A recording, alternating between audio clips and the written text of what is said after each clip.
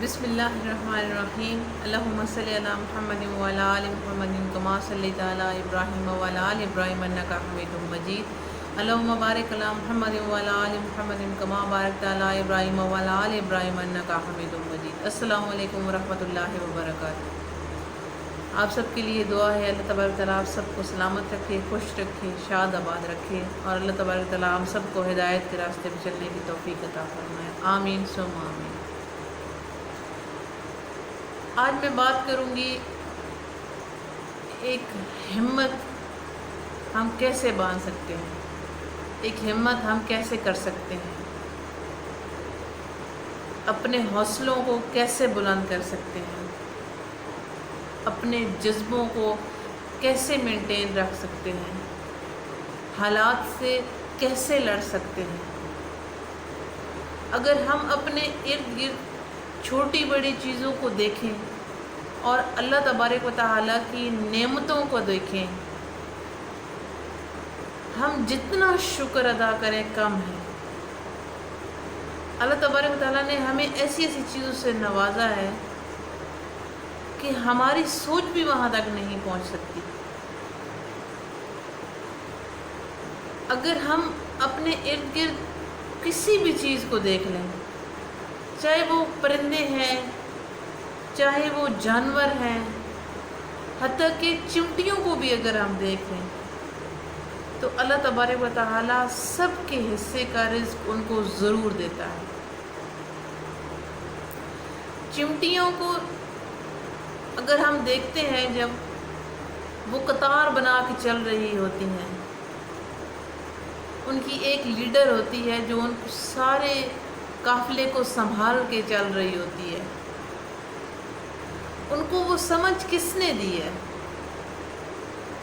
وہی تو ہے جو انسانوں کو، پرندوں کو، حیوانوں کو، ہر چیز کو چلا رہا ہے، ہر چیز کو پال رہا ہے۔ اسی کا نام تو اللہ ہے۔ ہم لوگ کبھی کبھار بہت جلدی ہمت ہار جاتے ہیں۔ کچھ لوگ حساس دل کے، نازک دل کے لوگ ہوتے ہیں، وہ جذبات میں بہہ جاتے ہیں، لوگوں کی باتوں میں بھی آ جاتے ہیں۔ لیکن اگر ہم ایک ایگل کو دیکھیں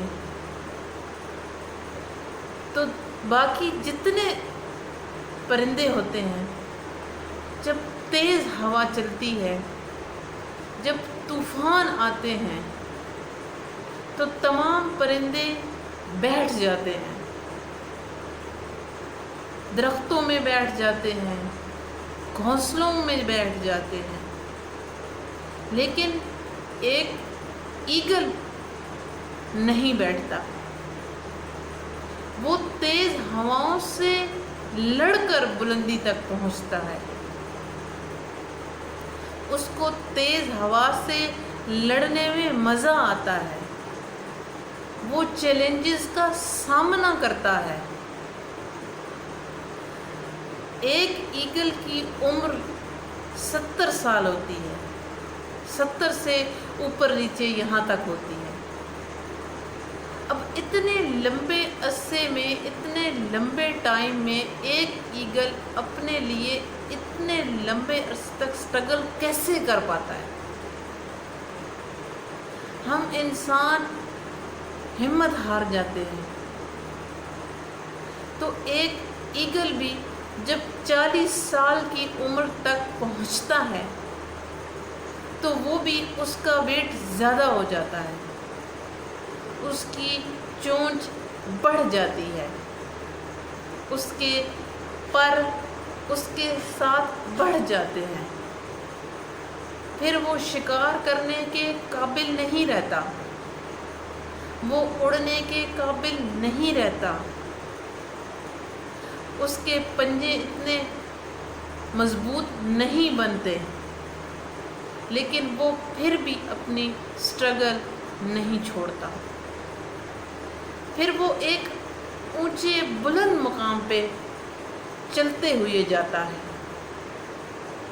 وہاں وہ پہنچ کر پہلے تو اپنی چونچ کو نکالتا ہے، اتنی تکلیف کے بعد وہ اپنی چونچ کو نکال لیتا ہے، پھر وہ اپنے ناخنوں کو نکالتا ہے۔ کتنی تکلیف ہوتی ہے، لیکن وہ پھر بھی اس تکلیف کے آگے ڈٹ جاتا ہے، اس کا مقابلہ کرتا ہے۔ پھر وہ اپنے پروں کو بھی نکال دیتا ہے جو بڑھ چکے ہوتے ہیں۔ پھر وہ ایگل اس تکلیف، اس اذیت سے گزرتا ہوا، پھر اس کو نئی چونچ، نئے ناخن، نئے پر جب ملتے ہیں تو وہ ایگل پھر ان سے کام لیتا ہے اور اپنی باقی کی زندگی پھر انہی کے ساتھ گزار دیتا ہے۔ وہ اتنی ہمت کرتا ہے، اتنی تکلیف اٹھاتا ہے، اتنی جد و جہد کرتا ہے۔ ہم اگر سیکھیں اس سے تو ہمیں یہ سبق ملتا ہے کہ وہ ایک پرندہ ہو کر بھی ہمت نہیں ہارتا، اور ہم انسان عقل ہونے کے بعد بھی ہمت ہار جاتے ہیں۔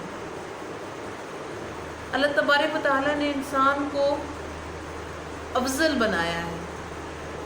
ہم بول سکتے ہیں، سن سکتے ہیں، چل سکتے ہیں، پھر بھی ہم کبھی کبھار حوصلے چھوڑ دیتے ہیں۔ جب ایک ایگل آسمان کی بلندیوں کو چھوتا ہے تو ایک کوا جو ہے وہ ایگل کو ہرانے کی کوشش کرتا ہے۔ کوا کیا کرتا ہے کہ وہ ایگل کے پروں کے اوپر بیٹھ جاتا ہے اور اوپر سے اسے وار کر کے مارنے کی کوشش کرتا ہے،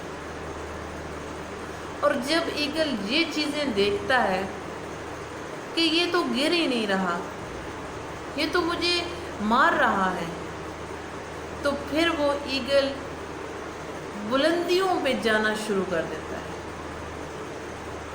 جب وہ بلندیوں پہ جانا شروع کرتا ہے تو آپ کو پتہ ہے جب آسمان اوپر کی طرف جاتا ہے تو ٹمپریچر کم ہو جاتا ہے، تو اسی وجہ سے اتنی اونچائی کا سامنا کوا نہیں کر پاتا اور وہ آخر کار نیچے گر جاتا ہے اور ایگل جیت جاتا ہے اور اونچائی پہ چلا جاتا ہے۔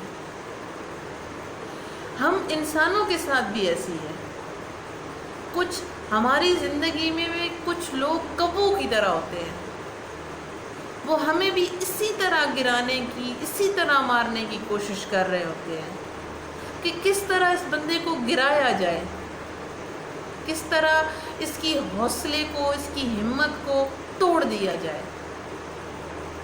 لیکن اگر آپ کا ہمت اور آپ کا حوصلہ بلند ہے ایگل کی طرح، تو پھر آپ کو کامیابی ضرور ملے گی۔ آپ اپنے ہمت کو، اپنے حوصلے کو کبھی ٹوٹنے مت دیں، اسٹرگل کرتے رہیں، جد و جہد کرتے رہیں، ایک نہ ایک دن آپ کامیاب ضرور ہوں گے۔ آپ اپنی خوشیوں کو کسی کے آگے مت دیں، آپ کسی سے اپنی خوشیوں کی بھیک مت مانگیں، آپ اپنے تھوڑے وسائل میں خوش رہنے کی کوشش کریں، چھوٹی چھوٹی خوشیاں تلاش کریں اپنی زندگی میں۔ زندگی ایک بار اللہ تبارک و تعالیٰ نے ہمیں دی ہے، کیوں نہ ہم اسے خوشیوں سے گزاریں، کیوں نہ ہم ایک دوسرے کو معاف کرنے کا جذبہ رکھیں، ایک دوسرے کو معاف کریں اور اپنی زندگیوں کو بھی سکون میں لے آئیں اور دوسروں کو بھی سکون سے جینے دیں۔ آج کی اسی بات پہ اختتام کرتی ہوں۔ اللہ تبارک و تعالیٰ ہم سب کا حامی و ناصر ہو۔ پھر کسی نئی ویڈیو کے ساتھ